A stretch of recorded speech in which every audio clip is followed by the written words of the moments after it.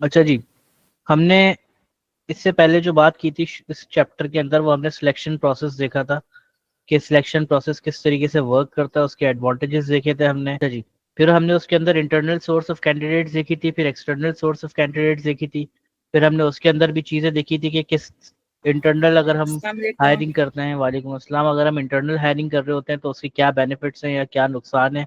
और हमने ये भी देखा था कि जब हम एक्सटर्नल हायरिंग करते हैं तो उसके भी क्या बेनिफिट्स और क्या नुकसान है। अच्छा, अब जब हमने हायरिंग कर ली है तो अब हमारी नेक्स्ट स्टेज स्टार्ट होती है, और वो हमारी स्टेज होती है, आप कह लें कि जिन बेसिस के ऊपर हम सिलेक्शन कर रहे होते हैं, अब हम उसकी बात करेंगे। अभी हमने ये देख लिया था कि हम इंटरव्यूज कैसे कंडक्ट कर रहे होते हैं, हम किस तरीके से क्या कर रहे होते हैं, लेकिन अब हम उस क्राइटेरिया को देखेंगे जो हमने सिर्फ स्टार्ट में बात की थी, सिलेक्शन क्राइटेरिया। वो सिलेक्शन क्राइटेरिया होता क्या है, उनके उसके अंदर हम क्या क्या एलिमेंट्स और किन किन चीज़ों को हम देख रहे होते हैं। अच्छा, उससे पहले हम सिलेक्शन क्राइटेरिया की तरफ जब जाएं, उससे पहले तो हम एक चीज समझ लेते हैं कि एक नॉर्मल इंसान जो होता है, उसके अंदर समझे कि 5 ट्रेट्स होते हैं या 5 पर्सनैलिटी मॉडल्स होते हैं। और तकरीबन अगर आप देखें ना, तो हर किसी के अंदर इनमें से ही कोई एक, या किसी के अंदर दो भी होते हैं, किसी के अंदर तीन ये पर्सनैलिटीज भी होती हैं। तो ये डिपेंड करता है पर्सन के ऊपर, लेकिन अगर आप ऑन एंड ऑफ देखें तो तकरीबन यही पर्सनैलिटीज होती हैं जो एक नॉर्मल इंसान के अंदर होती हैं। पहली उसके अंदर क्या है, एक्स्ट्रावर्जन। एक्स्ट्रावर्जन का मतलब क्या है, की तरफ हम कहते हैं, जैसे कि हम्म। मतलब एक्टिव होना बहुत ज्यादा, और हर चीज में आगे से आगे बढ़ के, मतलब आप कह लें कि कोई, आपने देखे होंगे ना, आपकी कंपनी में काफी लोग ऐसे होते हैं जो कोई अगर कोई काम आ गया तो सबसे आगे खुद बढ़ के वो काम करना शुरू कर देते हैं, या कुछ भी ऐसा है, एक मतलब आप कह लें लीडरशिप क्वालिटी कह लें कि, और मैनेजरल स्किल्स कह लें इसको, या आप इस तरीके से कह लें कि खुद से ही उनके अंदर प्रॉब्लम सॉल्विंग स्किल्स होती है। कोई प्रॉब्लम देखते हैं तो खुद से वहां जाके उसको सॉल्व करना शुरू कर देते हैं। एक पॉजिटिव इन्वायरमेंट बना रहे होते हैं, एक पॉजिटिव एनर्जी ट्रांसफर कर रहे होते हैं दूसरे लोगों के अंदर। जब देखो वो आपको फ्रेश दिखेंगे, बहुत ज्यादा सोशलेबल भी होते हैं, मतलब आपके पास आएंगे, आपसे सवाल जवाब करेंगे, आपसे बातचीत करेंगे, आपकी प्रॉब्लम भी सॉल्व करेंगे, आपकी टेक केयर करेंगे। इस तरह के काफी लोग आपने देखे होंगे आपके कंपनी के अंदर होते हैं। और दूसरे एक टाइप की पर्सनैलिटी होती है जिसे हम कहते हैं इमोशनल स्टेबिलिटी, सही है, या न्यूरोटिसिज्म। ये क्या होता है, इसके अंदर क्या होता है कि जो अभी हम बात कर रहे थे ना एक्स्ट्रावर्जन की, उसका ऑपोजिट कह लें इसको, उदास रहना, मतलब बिल्कुल डिप्रेशन में रहना, दिल ही नहीं चाहना काम पे आने का। ये वो होते हैं जो, मतलब इनसे जब आप कंपनी के बारे में पूछोगे ना या कोई बात करोगे, तो ये सिर्फ और सिर्फ उसकी बुराइयां करेंगे। और हाँ, ऐसा ही है। इनको इनसिक्योरिटी होती है। इनसिक्योरिटी इन अ सेंस कि भाई, मतलब जॉब चली जाएगी, कंपनी अच्छी नहीं है, यहाँ के लोग अच्छे नहीं है, ओनर्स अच्छे नहीं है, मैनेजर अच्छे नहीं है।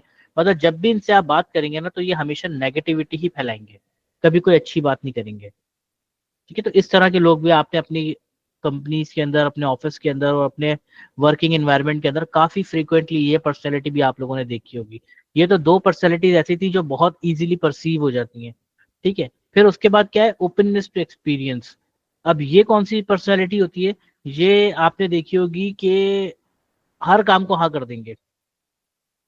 मतलब इनसे आप कोई हेल्प लेना चाहें या आप इनको कोई न्यू टास्क दे दें, जैसे अगर एक मार्केटिंग वाला है, उसको आपने बोला कि यार आज एचआर वाला आया हुआ नहीं है और इंटरव्यू आए हुए हैं, तो आप जाके कर लो, वो मार्केटिंग वाला है, वो जाके इंटरव्यूज भी करना शुरू कर देगा।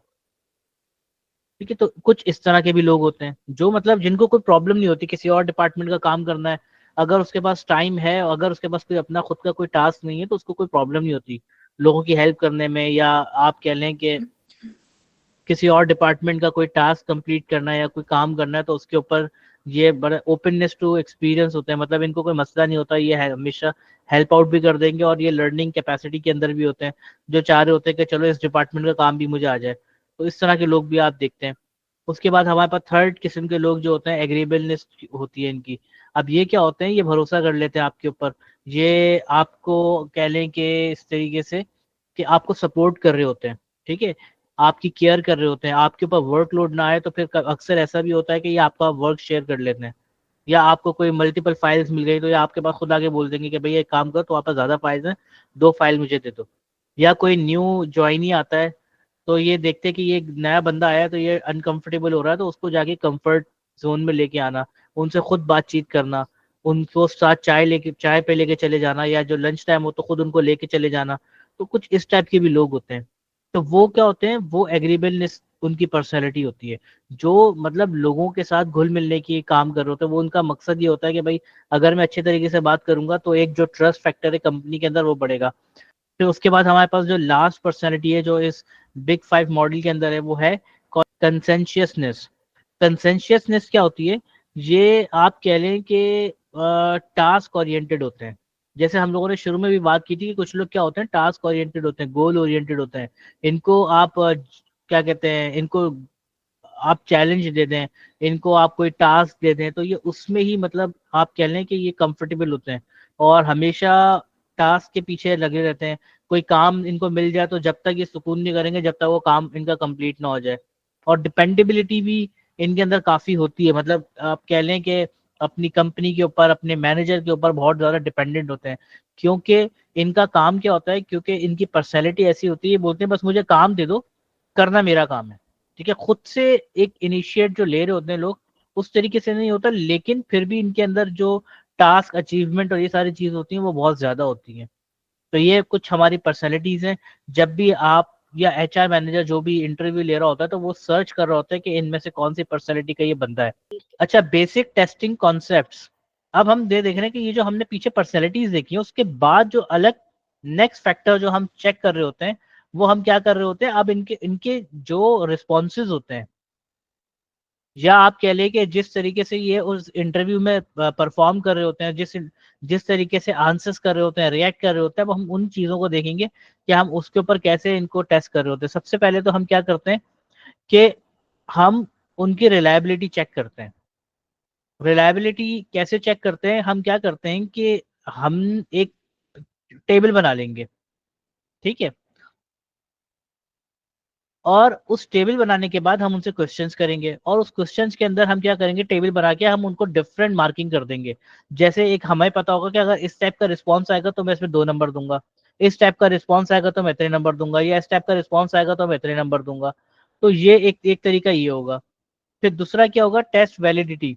अब टेस्ट वैलिडिटी के अंदर क्या होगा कि आपके पास जो भी मतलब आप कह लें कि जो इंटरव्यू किया गया होगा, या जो भी क्वेश्चन आंसर्स होंगे, उसको एक आप कह लें कि स्पेसिफिक फॉर्मेट के अंदर आपने उसको बनाया हुआ होगा। उसके बाद क्राइटेरियन वैलिडिटी। अब कुछ आंसर्स ऐसे होते हैं जिसका आपने ऑब्वियसली एक आपने जब क्वेश्चन सोचा होगा ना कि मुझे ये सवाल करना है, तो वो क्वेश्चन सोचने का जो आपने सोचा था उसका उसी टाइम आपने उसका रिस्पॉन्स भी अपने दिमाग में बना लिया होगा कि मुझे एटलीस्ट इस टाइप का आंसर चाहिए। ऐसा करते हैं आप लोग? हम्म। ऐसा होता है? जी ऐसा ही है। तो यहाँ पे हम क्या करते हैं, हम उस मॉडल की बेस के ऊपर हम स्कोरिंग करते हैं हम्म। कि भाई हमारे क्राइटेरिया के हिसाब से इसका आंसर इस टाइप का आना चाहिए था। अगर वो इसी टाइप का आंसर दे रहा है तो ऑब्वियसली उसके नंबर आप ज्यादा रखेंगे, उसको पॉइंट ज्यादा देंगे। अगर वो कोई और आंसर दे रहा है जो आपकी समझ से बाहर है, या वो आंसर इस पर्टिकुलर सिनेरियो में नहीं आना था, तो फिर उसकी मार्किंग डिफरेंट तरीके से होगी। ठीक है, तो इसी वजह से आपने अक्सर देखा होगा कि इंटरव्यू जो ले रहा होता है आपका, वो आपकी ही सीवी पे कुछ ना कुछ मेंशन कर रहा होता है, कुछ लिख रहा होता है। जी। वो बेसिकली जब आपसे क्वेश्चन करता है ना, तो अगर तो वो वाकई कोई प्रोफेशनल ह्यूमन रिसोर्स मैनेजर है, तो उसने आपसे क्वेश्चन किया होगा ना, वो क्वेश्चन उसने पहले से ही अपने पास लिख के रखा हुआ होगा और उसके आंसर भी उसने लिख के रखे हुए होंगे। और वो मैच करता है उनकी कंसिस्टेंसी कि आपने जो आंसर दिया है और जो उसने आंसर सोच के रखा हुआ था, क्या वो सेम है। अगर सेम है, या सिमिलर है, या क्लोज टू सिमिलर है, तो उसके पॉइंट ज्यादा होंगे।